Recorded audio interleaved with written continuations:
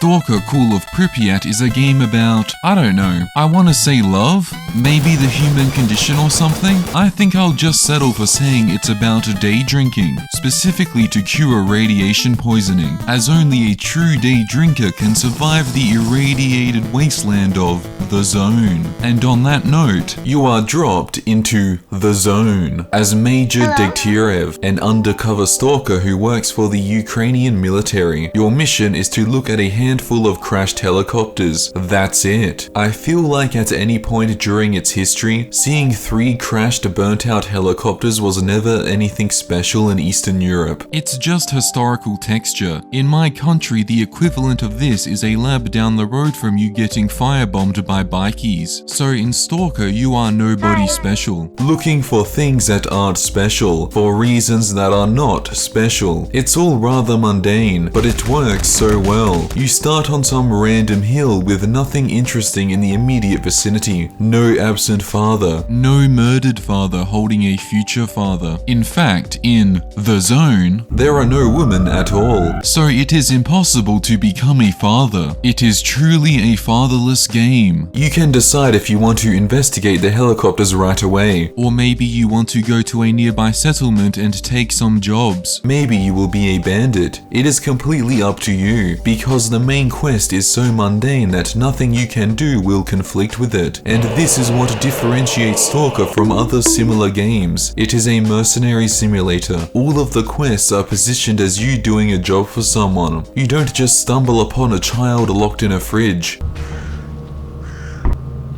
Hello? So, tell me, where were you?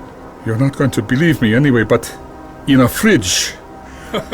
Wow, never heard that one before. Instead, you enter a bar, walk up to the oldest 20-year-old you have ever seen, and ask him if he has any work. There are no good boy points. You can choose to betray people or warn them, and doing so might make your job easier or harder down the line. All that really matters is that you got that oligarch money. In these games, the zone is really its own character. They have a fairly robust system called A-Life, which accurately models mutants and squads of NPCs as they traverse the zone. It doesn't just spawn in random unnamed guys for you to shoot. There is a genuine possibility that you might save a guy at the start of your playthrough, only to find him a few hours later on the other side of the map fighting some mutants. Because of this dynamic system, whenever you head out, you have no idea what you are going to encounter. Maybe you will run into 2 factions fighting each other, then suddenly a mutant will join in. Do you help the faction you are friends with, or just let them kill each other so you can loot what is left? You can also stumble upon these things called anomalies. These are the most unique part of the zone. They can be very dangerous as you inch through them, throwing your bolts ahead to make sure the way is clear. One wrong step and you will be prolapsed, dying instantly. Such is life in the zone. But if you manage to survive, you can harvest great riches in the form of mysterious artifacts after you deal with the radiation poisoning. You see, equipping artifacts gives you awesome mystical powers like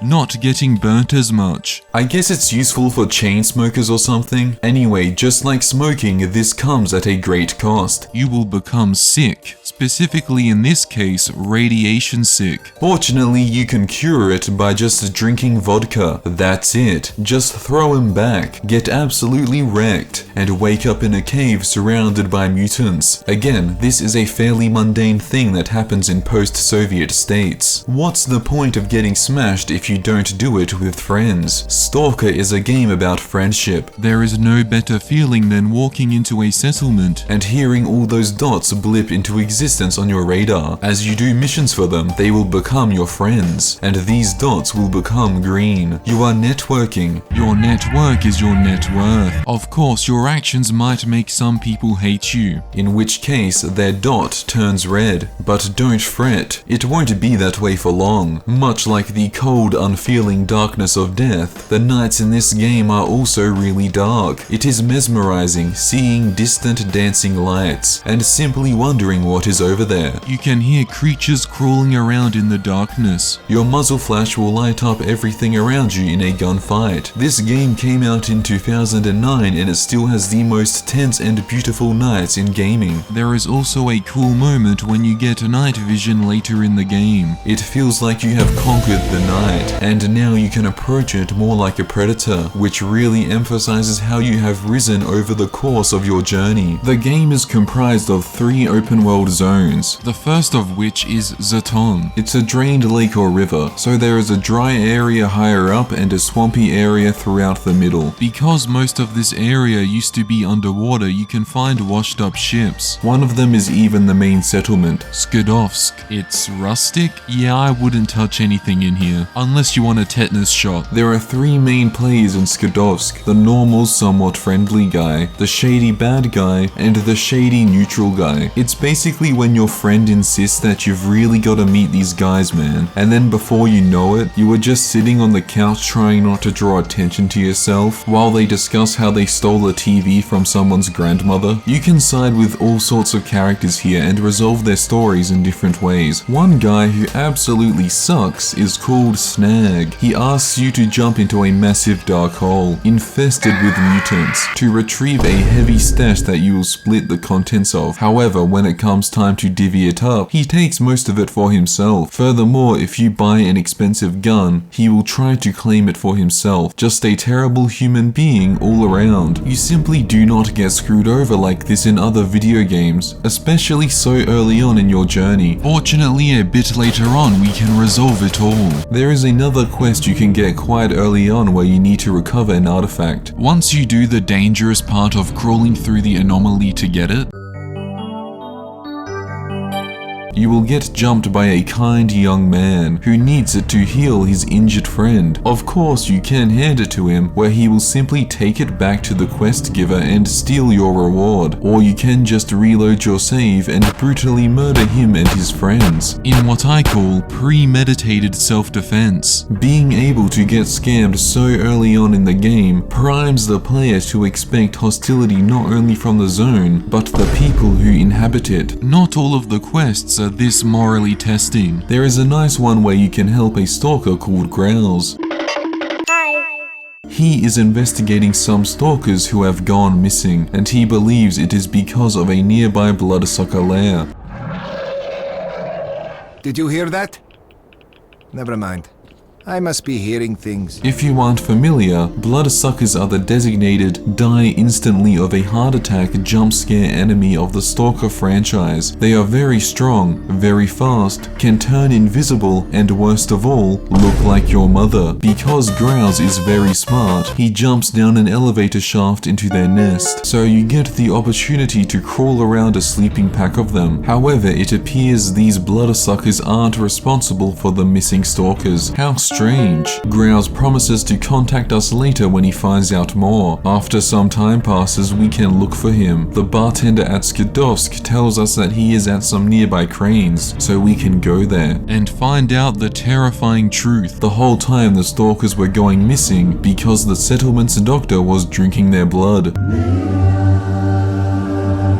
It turns out the true bloodsuckers were humans all along. Amazing writing. A true cornerstone of Eastern European literature. The thing is, it's not like this guy is a vampire or anything. He is just addicted to drinking blood. Seriously, man, of all the various narcotics you would have access to as a doctor, you choose to get off your head by drinking blood? Absolutely insane. Just pounding back the blood bags. It doesn't even taste good. Don't ask me how I know that. Your only main objective in Zaton is to investigate some of the crashed helicopters. The thing is, you don't actually need to investigate all of them to complete the game. You can even just straight up go to the second area of the game without even touching them. None of them are crazy time investments. All you have to do is get past the danger that surrounds them and examine them. At this stage of the game, there are no bombastic set pieces or scripted NPCs, other than Growl's crazy elevator jump animation. It really makes you feel like you are exploring the zone as a stalker and finding your own way. It's a great way to onboard the player into the setting of the game and get them to really engage with it. You don't end up finding any survivors, and it appears the helicopters were all destroyed in mysterious accidents. All of your leads point to the next area, Jupiter. This zone is named after the Jupiter factory, which was probably named after the Roman god, who was apparently named after the word for father. So I guess the game isn't fatherless after all. This zone is probably where you will spend most of your time in the game. It has more side quests and more complex locations than Zaton. The settlement of this area is Yanov Station, and there is a little hangout for some nerds nearby. The station is divided between two factions called Duty and Freedom. Duty believes strongly in the color red, while Freedom is more partial to green. Because of this disagreement, they will sometimes shoot each other. However, they both really like trains, to the point where they both have YouTube channels that just have hundreds of videos full of trains pulling into stations with no voiceover or anything. Because of this shared lust for trains, they don't shoot each other in the train station, which is great for us because it facilitates multiple quest lines where we can choose between which color crayon we want to eat. In fact, most quest lines in this area can be resolved in a way that benefits one of the factions. Depending on who you side with the most, you get certain rewards and can get dripped out in your new favorite color. Some of these quests can have other more intangible effects. They might result in different NPCs patrolling certain areas or allowing certain mutants to start spawning in specific places. The game doesn't tell you any of this. You'll only learn about it 2 years later when you are bored and browsing the game's wiki. But these small changes really contribute to making the zone feel alive in a way that you can't actively perceive. Emissions will sweep through the zone periodically. They don't have anything to do with nocturnal emissions. Rather, it is simply the weather that makes you brain dead, as in it literally makes people brain dead zombies. That's why there are so many League of Legends players in the zone, just milling about. In the first game, the emissions are caused by a bunch of nerds who don't want strong, toned, flexible and tanned men entering their secret clubhouse, but they don't actually exist as a gameplay feature in that title. In the second game, they were implemented but not in a fully featured way. However, in Call of Pripyat, they truly feel like playing League of Legends. The emissions can even kill NPCs caught outside and create more zombies throughout the zone. The NPCs will even shelter from the emissions, which can lead to some fun situations in tight hallways with big muscled men. The emissions are a big part of what makes the zone feel so unique. You just constantly have this looming threat of League of Legends hanging over your head. The locations in the game are also accurate to the real-life Chernobyl exclusion zone. This is more obvious in the Jupiter and Pripyat zones. For example, the Jupiter factory is a real building, and GSC's rendition of it is fairly accurate. The game honestly feels like those urban exploration videos, only there is a chance you will step in something green that will instantly melt your timberlands, killing you instantly. It is in one of these mundane structures where you can find our bestie Snag. Back in Zaton, after he accuses you of stealing his gun, he will lure you out to be ambushed by a group of bandits, and when you make it to Jupiter, he will steal your entire personal stash. I guess he really just wanted a pile of broken guns. Pretty much everybody in the station is unhelpful, except for the doctor who will point you in the right direction. This is because instead of eating apples, we have just been slamming back the sausages and absolutely nuking our cholesterol, which is good for his business. Snag can be found in this small train station about to be executed by a bandit. Of course, I could not abide by this. I had to save Snag, so I did, but I also could not abide by Snag living, so I compromised him to a permanent end. I feel like if you are going to steal people's stuff, maybe don't make your cool zone operator nickname Snag. I mean, come on man. The funny thing is, you will probably have a lot of stuff in your stash, so it is basically impossible for you to carry it all back to base in one go. Snag still wins. Snag always wins. I should have seen this coming. In terms of the main quest, you basically just check out the remaining remaining crashed helicopters, which gives you enough information to work out that the survivors have evacuated to Pripyat. This is honestly absolutely insane, because that place is even further into the zone than Jupiter. Naturally, we have to chase after them. However, there is no one who can guide us to Pripyat. Fortunately, it turns out there is an incredibly dangerous, dark and heavily irradiated underground tunnel. Yeah, sure, why not, man? However, in order to enter it, we need to assemble a team and buy some new threads. It turns out there is a lot of green in the tunnel, which is really dangerous, so you need to buy a suit that protects you from green. It's up to you how you get the money to do this. Personally, I just invested in low-risk index funds at the start of the game and skimmed off some of my accumulated gains to buy the suit. You gotta spend money to make money. Okay, so I'm just getting this video ready to upload right now, and I noticed I put that tariff bid in. That was done way before he brought out the actual board and before all of this happened. So yeah, it turns out things can get a lot worse. The team you assemble can be just one guy. He's called Zulu and he sits in a tower near the train station. Zulu agrees to help you because he is kinda chill,